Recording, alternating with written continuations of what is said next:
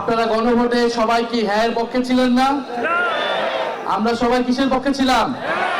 আমরা হ্যাঁ এর পক্ষে ভোট দিয়ে গণভোটকে জয়যুক্ত করেছি, কিন্তু সেই গণভোটের গণরায়কে নিয়ে যাওয়া হচ্ছে আদালতে। গণভোটের বৈধতাকে প্রশ্ন করা হচ্ছে আদালতে। আমরা কি সেটা মানবো না। যদি জনগণের রায়কে আদালতে নিয়ে যাওয়া হয় তাহলে আমাদেরকেও রাজপথে যেতে হবে। কথা খুবই পরিষ্কার। আমরা জুলাইয়ের মতো স্লোগান দিতে চাই না, হাইকোর্ট না রাজপথ, কিন্তু এই স্লোগান দিতে আমাদেরকে বাধ্য করবেন না। আমরা জাতীয় সংসদ হয়েছে, সংসদকে সংস্কার পরিষদ সদস্য হিসেবে ঘোষণা করতে হবে এবং গণভোটের গণরায় অনুযায়ী সকল সংস্কার বাস্তবায়ন করতে হবে। এর অন্যথা, এর বিকল্প আমরা কোনো কিছুই মেনে নিব না। এবং রাজনৈতিক প্রশ্নগুলোকে, জনগণের ম্যান্ডেটকে আদালতে নিয়ে পরিস্থিতি অস্থিতিশীল করার চেষ্টা করবেন না, আদালতকেও প্রশ্নবিদ্ধ করবেন না। বিজ্ঞ আদালতের প্রতি আমাদের আহ্বান থাকবে, জুলাই গণ অভ্যুত্থানের হাজারো মানুষের রক্তের মধ্য দিয়ে আজকের প্রধান বিচারপতিগণ বসেছেন। ফলে এই গণ অভ্যুত্থানে কিন্তু এখনকার আদালত, এখনকার এই নির্বাচন এবং সরকার সবকিছুর বৈধতা যদি সংবিধানের দোহাই দেওয়া হয়, সংবিধান হিসেবে ইন্টারিম গভর্নমেন্ট হয় নাই, নির্বাচন হয় নাই, তারেক রহমানের সরকারও তৈরি হয় নাই।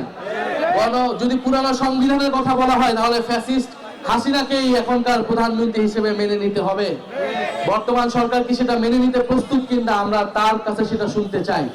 ফলে অযথা জল ঘোলা করবেন না। সংস্কার বাস্তবায়ন করতে হবে, বিচার বাস্তবায়ন করতে হবে। ভারতের কাছে অবিলম্বে শেখ হাসিনাকে বাংলাদেশে ফেরত পাঠানোর জন্য দাবি জানাতে হবে। শেখ হাসিনাকে ফেরত না পাঠালে ভারতের সাথে সম্পর্ক ঠিক হবে না। বাংলাদেশের সাথে সম্পর্ক স্থাপন করতে হলে অবশ্যই জুলাই গণহত্যার বিচার, শেখ হাসিনাকে ফেরত পাঠাতে হবে, শরীফ ওসমান হাদি খুনিদেরকে বাংলাদেশে ফেরত পাঠাতে হবে। তারপরই ভারতের সাথে সুসম্পর্কের বিষয়ে আমরা বিবেচনা করব ইনশাআল্লাহ। আমাদের ইনকিলাবের পথিক শহীদ ওসমান হাদি ভাইয়ের হত্যা হয়েছে, বাংলাদেশে আমরা শুনেছি বিচার হবে, কিন্তু বিএনপি সরকার গঠন করেছে। আমরা প্রধানমন্ত্রী তারেক রহমানকে অনুরোধ করব যে আপনি এই বিচার যে প্রক্রিয়া রয়েছে সেটা দ্রুত উদ্যোগ নিন।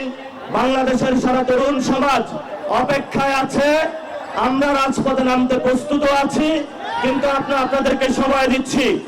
আপনারা বলেছিলেন ঈদের পরে আন্দোলন, ঈদের পরে আন্দোলন। আমরা এটা বলবো না যে ঈদের পরে আমরা নামবো।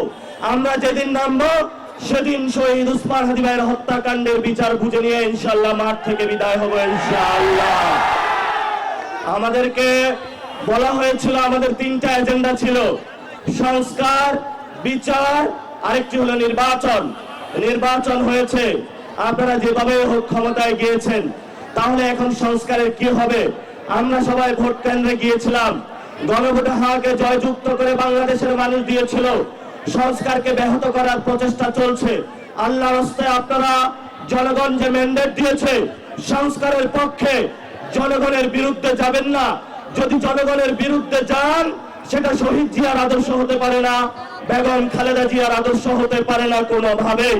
এই জন্য আমরা আপনাদেরকে অনুরোধ করব, যেই পথ শহীদ জিয়াউর রহমান, বেগম খালেদা জিয়া এই বাংলাদেশের মাটিতে জীবন দিয়ে প্রমাণ করে গিয়েছিলেন যে বাংলাদেশের মাটিতেই থাকবো, সেই পথে আপনাদেরকে থাকার আমরা অনুরোধ জানাচ্ছি।